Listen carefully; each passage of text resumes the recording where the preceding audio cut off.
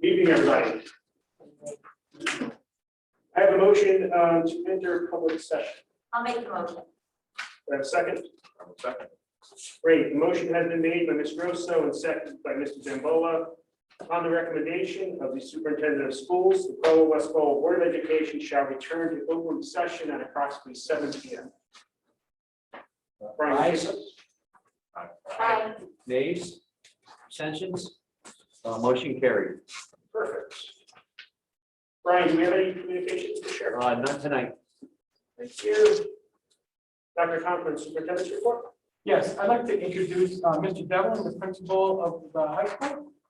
He has a student recognition.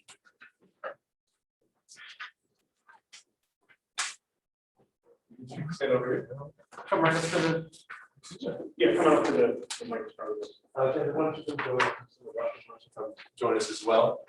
First, I'd like to thank the board and Dr. Conklin for giving us this opportunity to really spotlight one of our finest scholars at James Caldwell High School.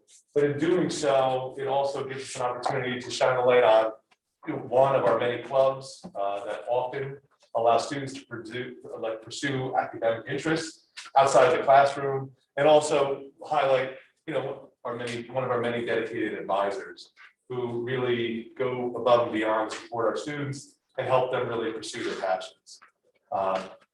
Alexandra Lee is a sophomore, is only a sophomore at James Caldwell High School, who met throughout the summer, the spring and the summer with Mr. McLaughlin to prepare her essay on, so I have to write it down, the legality of and creation of an ethical COVID-19 vaccination passport in the United States of America, which won the prestigious Columbia undergraduate law review essay competition she entered. In addition to this impressive essay submission, she also had an article published in Team Inc. titled Cross Licensing, Patent Pooling, Patent Quality, and Patent Trolling, Addressing Patents and Antitrust. And certainly, if you were able to read it, it was very impressive. She's writing way beyond a high school student. It's very academic, very prestigious, and very impressive. But I'm going to turn things now over to Mr. McLaughlin, who can talk a little bit more about the competition and the process. Sure. Good evening, everyone. I certainly thank you for all of your support. Throughout this process, it's been an absolute honor and privilege to work with Alexandra. This started out in conversations during mock trial meetings, but has really been, Alexandra's been in the driver's seat. The research is done, outside of school, and she really hones her research questions. Roughly once a month, sometimes a little more, sometimes a little less, in preparation for these various competitions. And throughout the way, it's just been so encouraging to see Alexandra speak with legal scholars, including Judge Gardner of the Essex County Appellate Division, as well as just various other public health professionals in school and out of school. And just excited to be part of the process. And I think the most exciting component of it is the devotion to process. And while it's great to receive recognition and praise for two exceptional products, because of her devotion and her parents' encouragement to solid process that really paves a tremendous path forward for future success. Thank you. Thank you.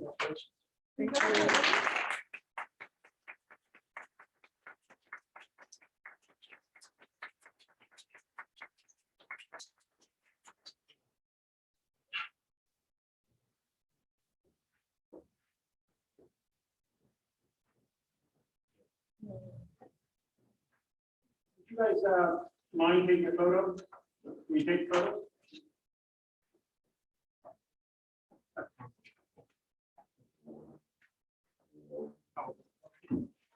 Oh, can we have a motion to break 5 minutes while we just take a few photos? I'll make the motion. Second, all in favor? Aye. Aye, aye. Okay, motion carried. Aye, aye, aye.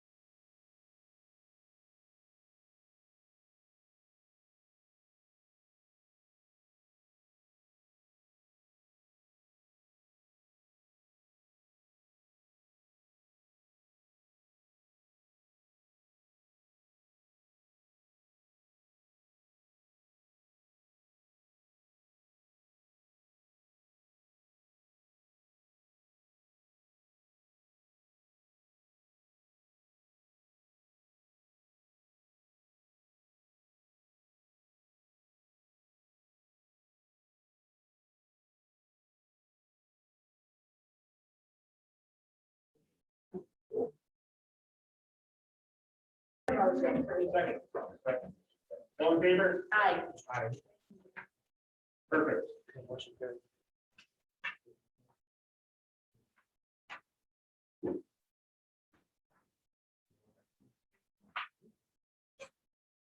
Okay, now we need the approval of the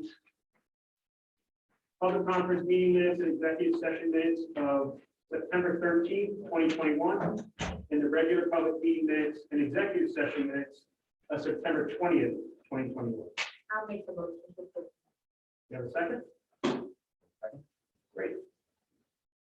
Great. Mr. Diambola. Yeah. Mr. Elko. Yes. Ms. Grasso. Yes. Mr. Sibiletti. Yes. 4-0, motion carried. Thank you. And tonight we do not have committee reports. So we are going to move in now to public comments on agenda items. And for now, let's make sure we keep those just agenda items only. Public participation shall be governed by the following. Participants must be recognized by the presiding officer and must preface their comments by an announcement of the name and address. Statements are to be limited to 3 minutes duration and may only address items on the agenda. Participants may speak no more than once on the same topic and all topics until all others who wish to speak on that topic have been heard. And all statements shall be directed to the presiding officer. If you do have questions, just please come up to the table. Any questions on the agenda?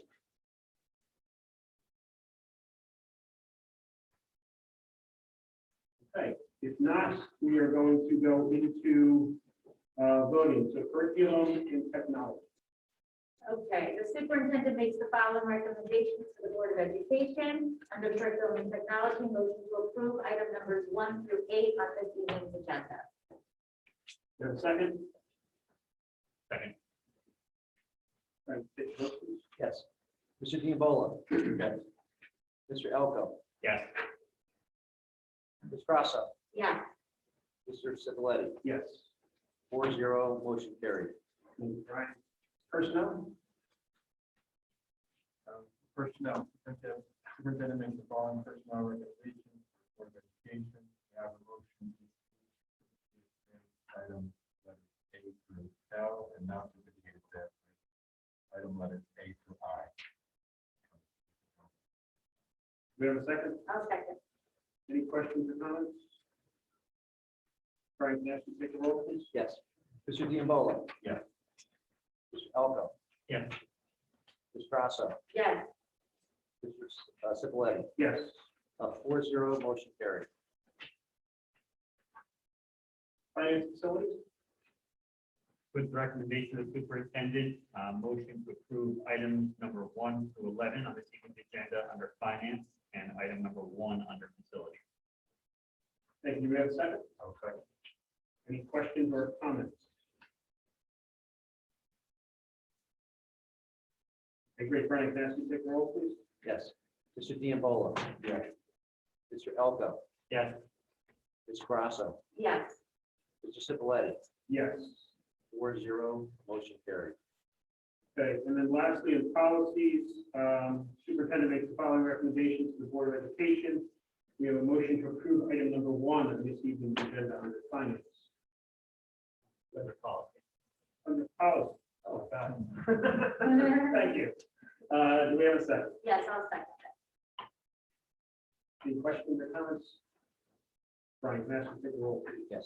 Mr. Diambola. Yes. Mr. Elko. Yes. Ms. Grasso. Yes. Mr. Sibiletti. Yes. 4-0, motion carried. Thank you.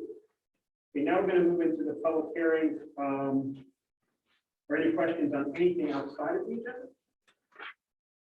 If you really want, we're not saying no. Okay, the order of public participation shall be governed by the following. Participants must be recognized by the presiding officer and must preface their comments by the announcement of the name and address. Statements are to be limited to 3 minutes duration, may only address items which may address any items. Participants may speak no more than once on the same topic, and all others who wish to speak on that topic have also been heard. And all statements shall again be directed to the presiding officer. Any questions? If you could, just come up with it. Yeah.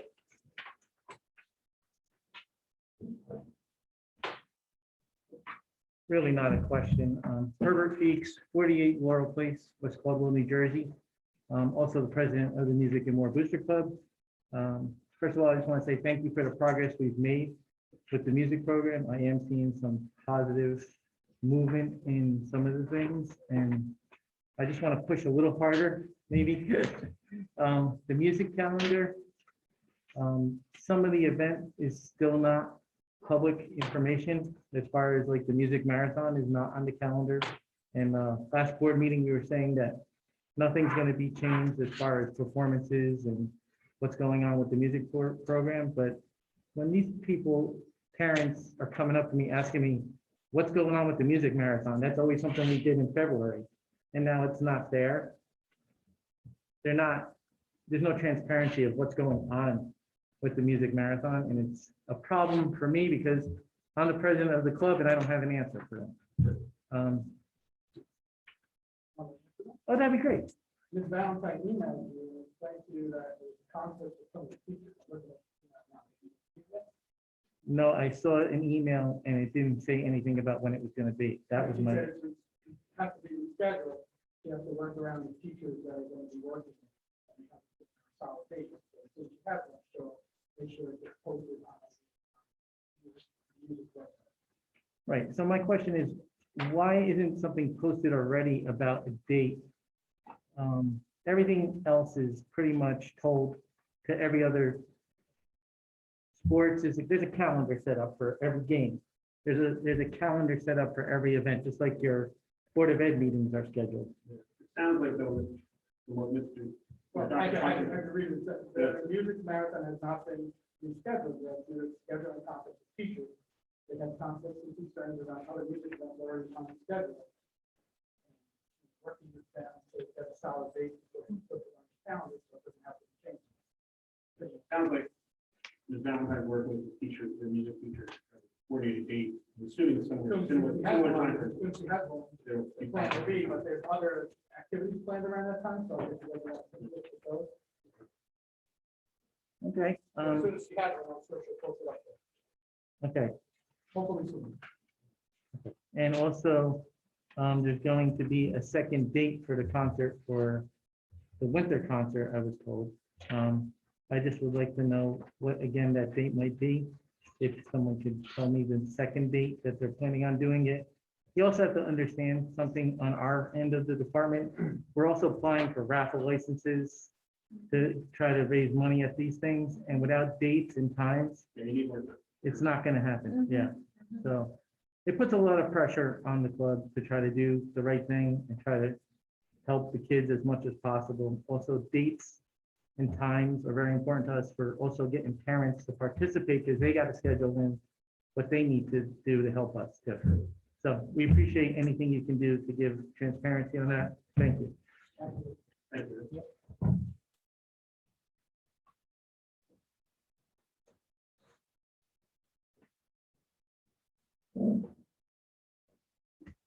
Hi, Laura Laptap. If you could just give the highlights for the remote instruction contingency plan that you're approving tonight. Thank you.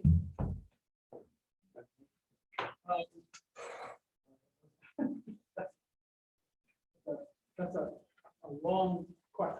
So let me open that up right now. Yeah. Copy of that. I think this last highlights. Just highlights. So. I'll follow up with you.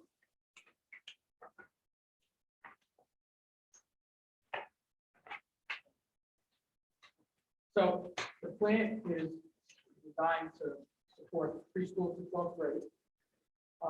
It is only going to be utilized if the schools need to close because of an outbreak. And it wouldn't be our school decision, it would be something that comes from the Department of Health. But it addresses food services, meaning that we want to continue providing food services for all students who are eligible to receive those food services. It accounts for English language learning instruction, English as a second language instruction, and service support to them. It specifies special education supports for students who have IEPs or 504s in terms of receiving their continued special education services along with their related services. So that would include PT, and any other related services. fact that we want to continue as much normalcy as we can for students. So the schedules, if you go through the plan, the schedules remain the same for students in kindergarten to fifth grade, sixth and eighth grade, and high school as much as possible. So those are the highlights. Some of the other things that are really important to understand is we kind of listed the expectations for students and how we need support from parents. And then it also lists all the other service providers. Oftentimes, we only think of teachers when we think of these things, but it really delineates what we would expect from our counselors, what we expect from the child study team, what the role of instructional aides are in online setting, and what the administrators would do, secretaries would be doing during this time. And again, like I said, related service providers and then also the custodians. So it kind of outlines all those. That's what you were looking for. Good enough. Okay.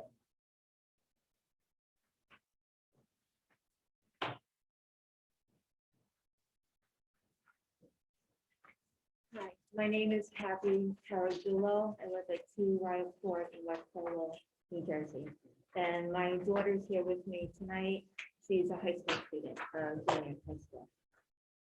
And at the end, I do have some pamphlets if any of the committee would like to look at it. But I want to address the lack of support this district has shown to performing arts students and their parents, namely that of orchestra, chorus, and band.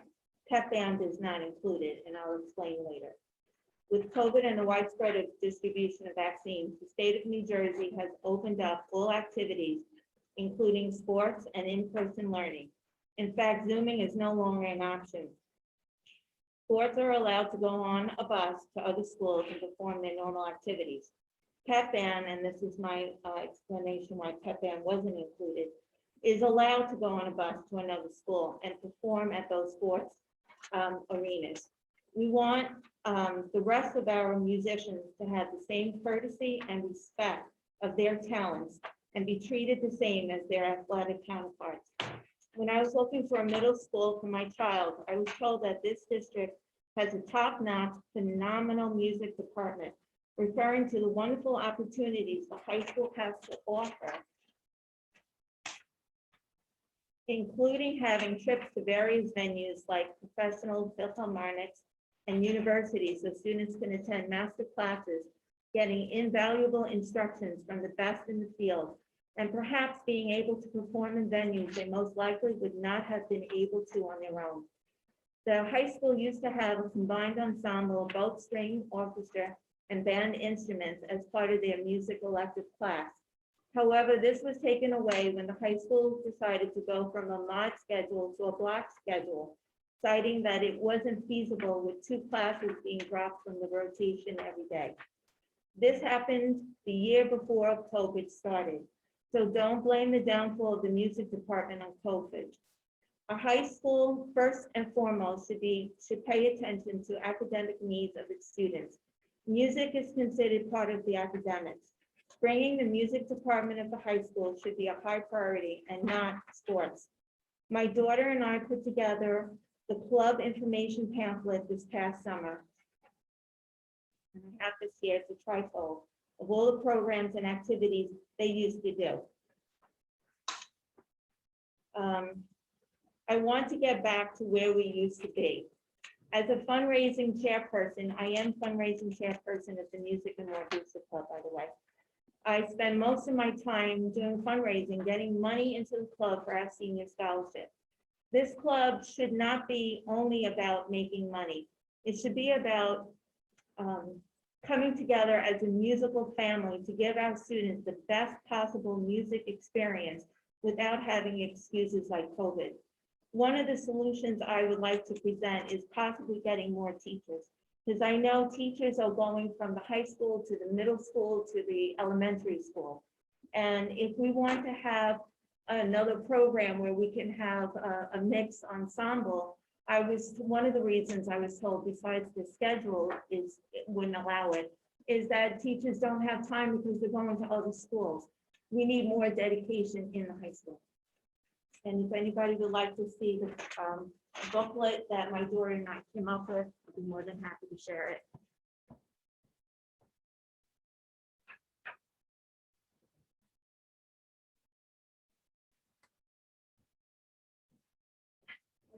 as outdated, so we have to raise the membership fee.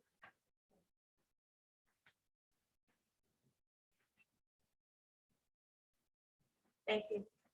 Thank you. Is this pamphlet a summary of all the things that we used to have and the things that we currently have?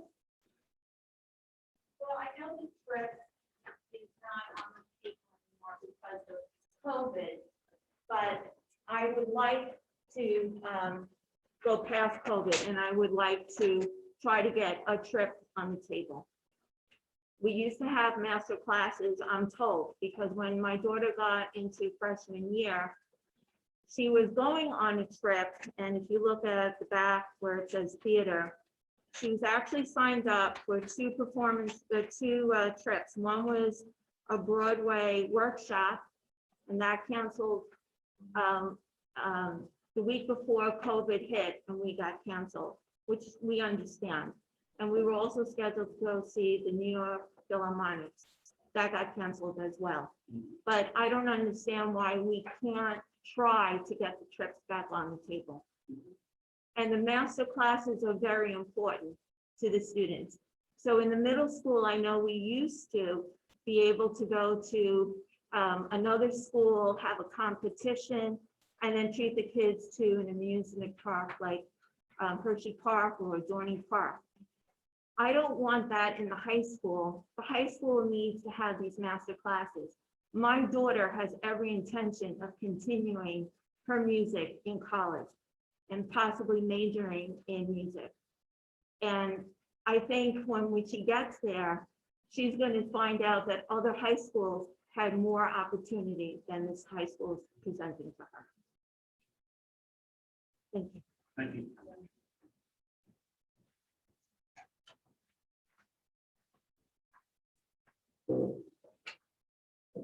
My name is Donna Restivo. I reside at 17 Richard Avenue in West Caldwell.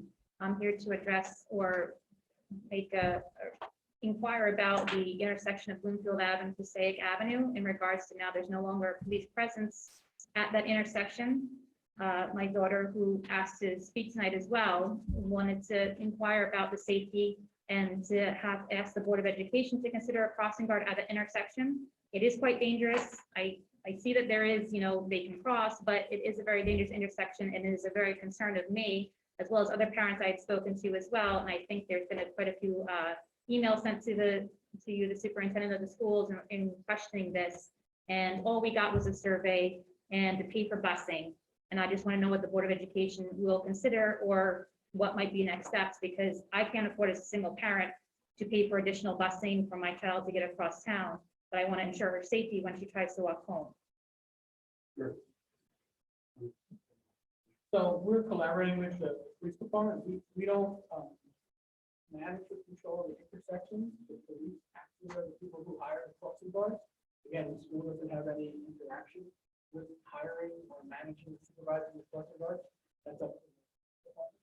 So we're working with them and the township to try and make sure that that intersection is safe. So the police officer out there today at around 4 o'clock.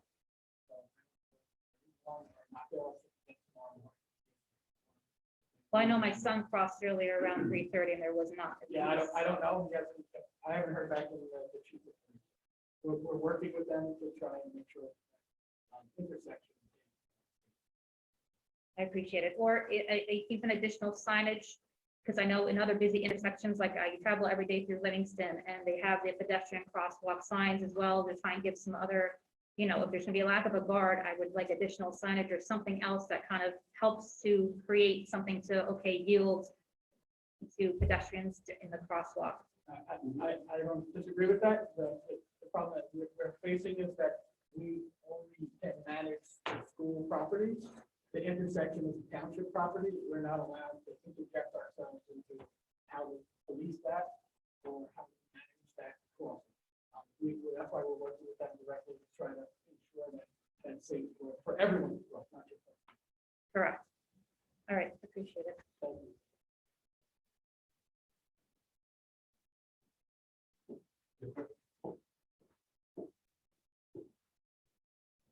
Hi, my name is Stephanie Rose. I'm from Trier Court, West New Jersey.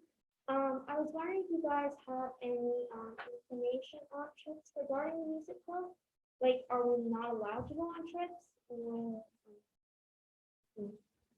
Well, I don't know if there's any planned trips right now. I know that I'm working with the music supervisor to look at that. There are a lot of issues with cohorting. So if too many students together and they go visit other students and someone's positive, they're more than 50 minutes and they're not vaccinated, then there's a lot of people that have to quarantine. So I think that's one of the struggles that we're in right now, as we continue to face, you know, the requirements for mitigating the impact of COVID. I think hopefully sooner rather than later, we'll be able to start planning those trips because some of the restrictions will be lifted, especially going to places in New York where they're really strict about vaccinations and wearing masks and so forth. We're still struggling with that and where we can go and how we can do that. Even if visiting other schools has that same kind of restriction for mitigating social distancing and the size and who goes around with who and are they vaccinated or not vaccinated. So we're still struggling with that, but I know that the music supervisor definitely wants to start planning something. so you're saying that in regards to sports, that that's more in a controlled environment because they're going to another school? The sports had a specific carve out from the governor's office. I can't defend or support that decision.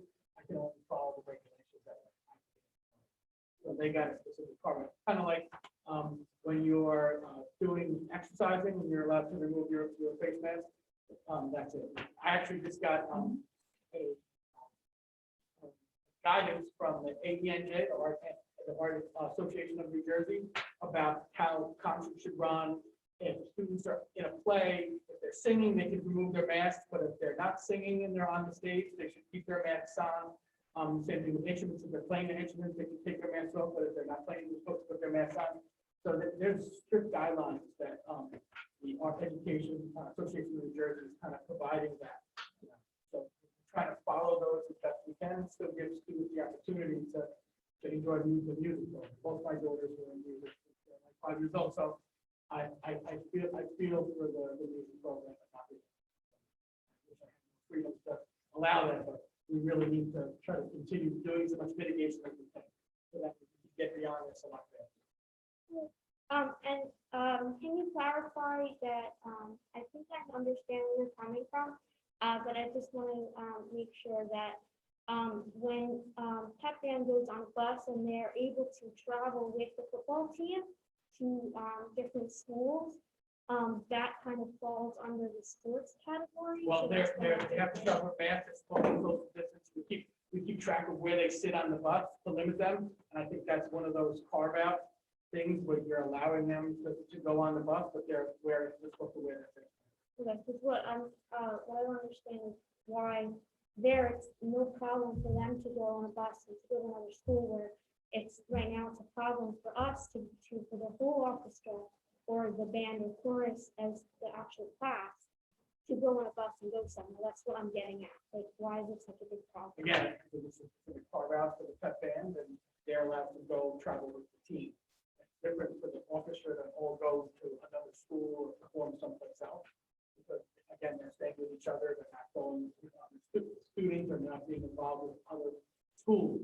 So you were to maybe schedule a performance at a specific venue, and that's the only place that you were going, that might be something we could to look at. But if you were going to a school and there was going to be other kids around and there's going to be interaction, that would be something that wouldn't be permitted.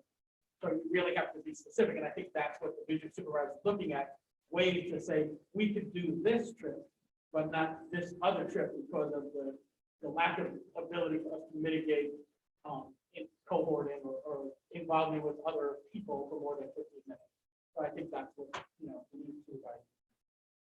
Thank you. You're welcome. Thank you.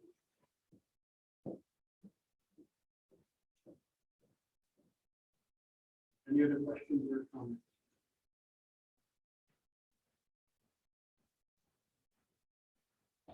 Uh, 48 Laurel Place, Angelina Feats, I'm a junior. I do chorus and theater. And I was just wondering, I was told, when the beginning of the year started, that course was gonna be able to sing in, room 402, 3 feet apart. And we got put in the CPA, 6 feet apart, and it's, very hard kind of to hear everyone.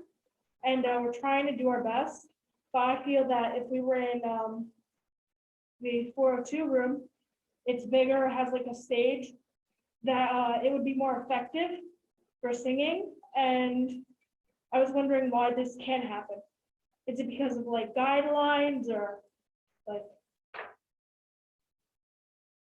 So, the mitigation strategies that we put in place so far with the social distancing 6 feet apart, more than 15, less than 15 minutes, or more than 15 minutes, or less than 15 minutes. Then someone's positive, then you would have to quarantine unless you're vaccinated. You know, so we're really trying to stick to that.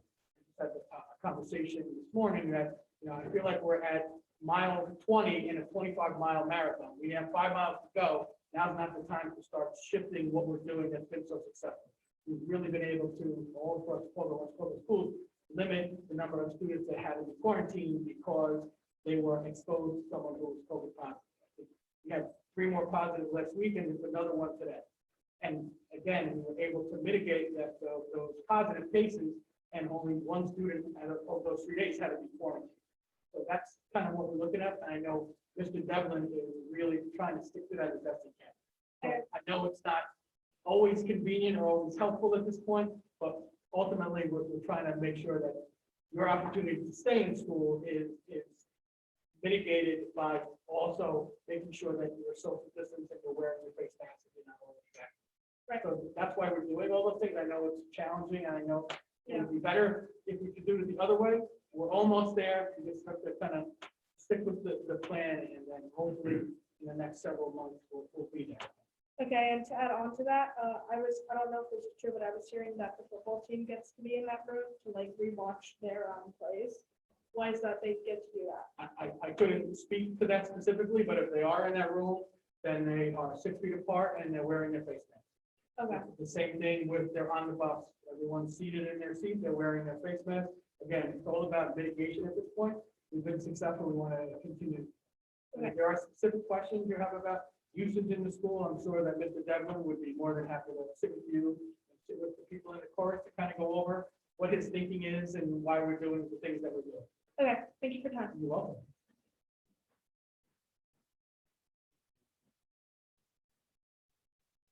Any other questions or comments?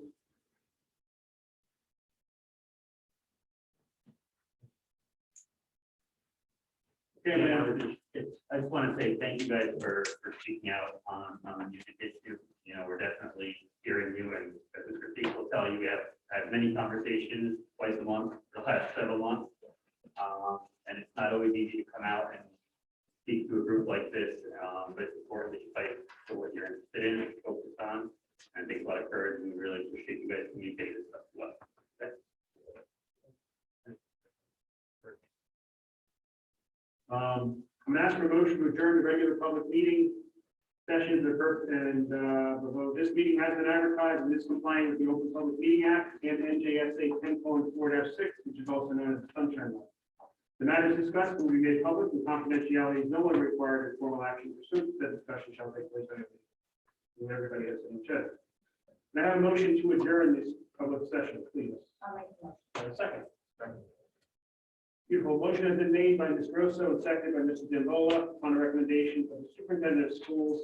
The Caldwell-West Caldwell Board of Education shall return. We are going to adjourn. Thank you. We're adjourning. Excellent. Ayes? Aye. Days?